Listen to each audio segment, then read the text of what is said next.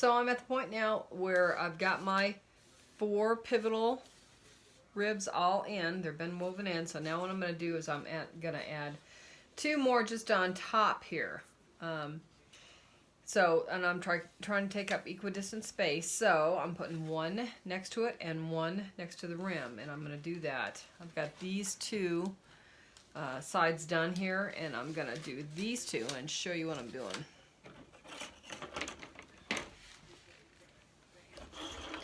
You still got all these cool lashers waiting on you, which of course means that they're going to dry out. So before you weave, you want to spray them. When you make a cut, it needs to be a nice long tapered cut, not a short one, not a blunt cut. Because if you do, they won't stay in there and you'll think, I hate this basket. That's not what we're looking for. So even if you have to cut it twice, that's fine. The other thing you can do is take your awl, if it's not going in there nice, open up the spot, and then put it in there. Okay? So I want to put 1 next to that pivotal rib and 1 next to the rim. You can cut it first and then do the slipe if you want. That's fine.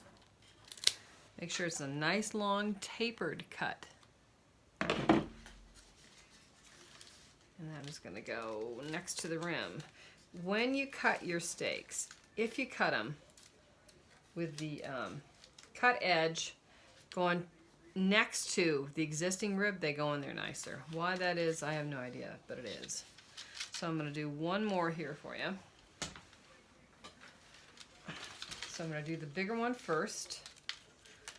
Once again, when I make the cut, I want it to be so that the cut edge